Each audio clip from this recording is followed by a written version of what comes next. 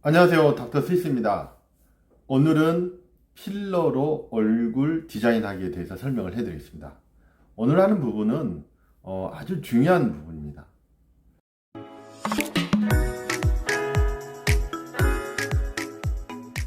그래서 제가 계속 말씀을 해드렸듯이 필러는 단순히 의술이 아니라 예술이다.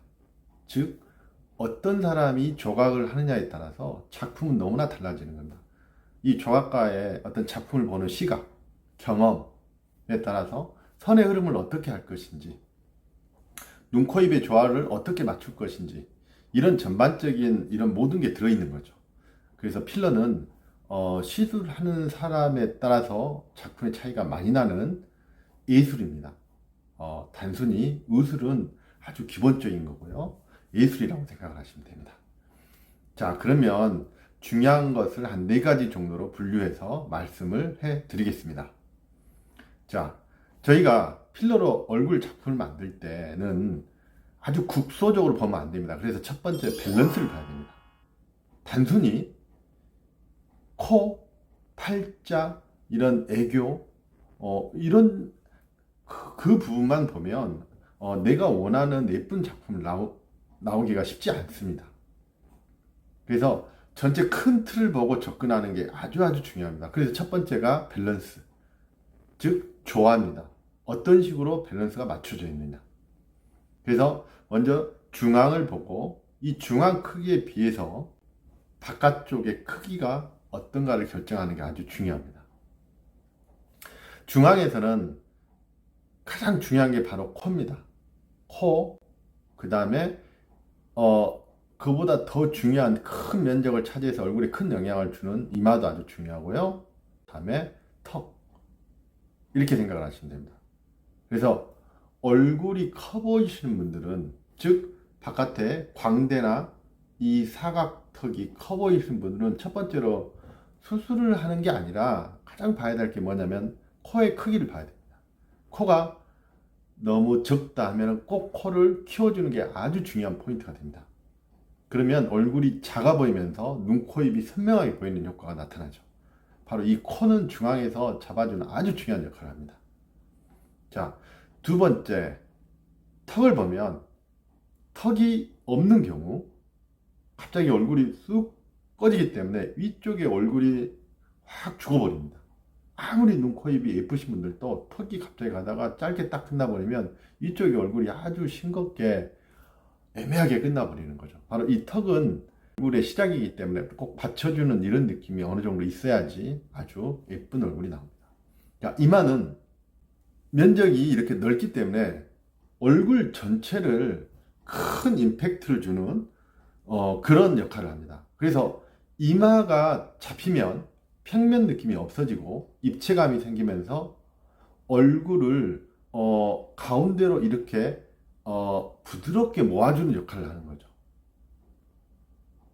다시 한번 말씀해 드리면 바로 중앙에서 밸런스를 먼저 봐주는 게 아주 중요합니다. 특히 광대나 턱이 있으신 분들은 중앙의 밸런스를 꼭 봐야 합니다. 자, 두 번째는 바로 얼굴의 흐름입니다. 얼굴이 이렇게 처져 보이는 경우 가장 첫 번째 봐야 될 건 뭐냐면 리프팅이 아닙니다. 리프팅으로 접근하시면 생각보다 엄청난 효과를 내가 거둔다거나 하는 거는 상당히 약합니다. 리프팅은 자연스럽게 약간 이렇게 타이트한 느낌 정도이기 때문에, 그래서 선의 흐름에서 뭔가 흘러가 보이고 처져 보이는 느낌은 꼭 그 부위를 메꿔주는 게 아주 중요합니다. 그래서 그 선의 흐름을 잡아주는 거는 주로 어디 부위가 되냐면 이마, 전면, 다음에 관자, 다음에 저처럼 이런 볼, 다음에 측면, 팔자, 눈밑꼬랑, 눈꺼풀까지 모든 얼굴의 처짐을 결정을 합니다. 그래서 어느 부위가 이 처짐을 가장 잘 해결해 줄 것인지를 잘 봐야 합니다. 그래서 특히나 이마가 중요한 이유 중에 하나는 왜 그러냐면 이마가 평면이고 관자가 없는 순간 바로 얼굴은 평면이면서 처진 느낌이 나오게 되죠. 그 부분이 생각보다 상당히 중요합니다. 막상 이런 작품을 만들어 놓으면 그 변화를 많이 느낄 수 있는 부위가 바로 이마하고 관자입니다. 특히 이마는 시술하기가 좀 어려운 부위이기도 하기 때문에 더욱더 영향을 많이 받습니다. 그래서 그리고 얼굴이 길어 보인다 했을 때 바로 이마하고 특히 이 관자 부위를 해주면 얼굴이 덜 길어 보이면서 동그랗게 모아 보이는 효과가 엄청 강합니다. 자, 그리고 이 아래쪽 부위에서는 바로 이 광대하고 입술의 연결 느낌, 다음에 앞광대 꺼짐, 이 측볼의 꺼짐에 따라서 많은 영향을 또 받게 되십니다. 이 늘어짐의 영향을 많이 받습니다. 바로 이런 부위를 적당하게 잘 메꿔주면 흐름이 아주 자연스럽게 잡아주고 덜 처져 보이는 효과가 나오는 거죠. 그래서 이런 처짐의 느낌을 어떻게 잡아줄 것인지도 아주 중요한 영향이 됩니다. 그래서 저는 오시면 이마를 가장 먼저 봅니다. 이마, 코를 먼저 보는데 그 이유 중에 하나가 이마의 임팩트가 엄청 크기 때문입니다. 이마하고 관자. 그 다음에 이 아래쪽 팔자나 볼 쪽 흐름을 볼 때는 그런 식으로 봅니다. 그래서 이 흐름을 약간 동그랗게 모아주면서 가운데로 눈, 코, 입으로 떨어지게 만드는 거죠. 이게 아주 중요한 포인트가 됩니다. 자, 세 번째는 얼굴을 자연스럽게 만들기입니다. 필러의 실은 가장 큰 부작용은 괴사, 실명, 물론 그런 거는 너무나 큰 부작용이 당연히 일어나지 않아야겠지만 실은 가장 흔하게 보는 가장 큰 부작용은 부자연스러운 얼굴입니다. 이런 부자연스러운 얼굴을 하지 않으면서도 예쁘게 그리고 자연스럽게 나올 수 있는 게 가장 중요합니다. 그거는 바로 양을 너무 무리하지 않게 넣는 게 되게 중요하고 흐름을 잡아주는 게 되게 중요합니다.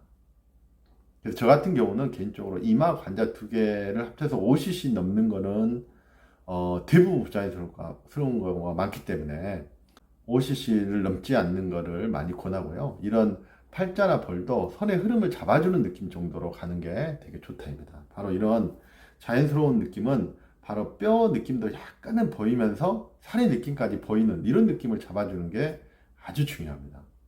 자, 네 번째는 가성비입니다.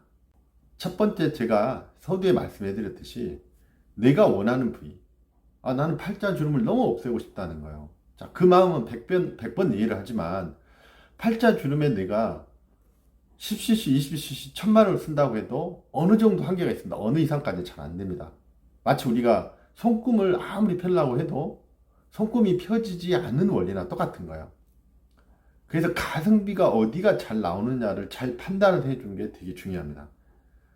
그래서 그런 얼굴에 꺼진 느낌과 내가 가성비가 어디가 잘 나오는지에 대해서 이거를 종합적으로 잘 판단을 해야 됩니다. 잘 판단을 하고, 그건 물론 의사들이 판단을 하고 환자들한테 이야기를 해줘야 될 부분인데, 그런 경험이 많은 의사 선생님들 이렇게 만나면 그런 이야기를 잘 들으시는 것도 도움이 많이 될 것 같습니다. 그래서 이런 팔자나 눈 밑에 선을 막 없애는 쪽으로만 너무 포인트를 잡는 게 아니라, 아까 제가 말씀드렸듯이 이마나 이런 관자가 미치는 효과가 아주 큽니다. 그게 첫 번째고요. 다음에 이런 코나 턱 중앙에서 잡아주는 느낌, 다음에 이런 볼의 꺼짐 느낌, 이런 데는 임팩트가 아주 큰 부위입니다. 그런 부위가 꺼졌을 때는 그런 부위를 꼭 잡아주는 게 아주 중요합니다. 그렇게 하지 않고 내가 원하는 부위만 하다 보면 내가 투자 대비 좋은 작품이 나올 수가 없습니다. 자, 네 가지를 제가 간단하게 말씀해 드렸는데요. 물론 더 많은 영향이 있을 수는 있지만 필러는 의술이 아니다, 예술이다. 그래서 첫 번째, 밸런스 조화. 큰 틀에서 어떻게 크기를 맞추느냐에 따라서 얼굴이 변화가 많이 있다.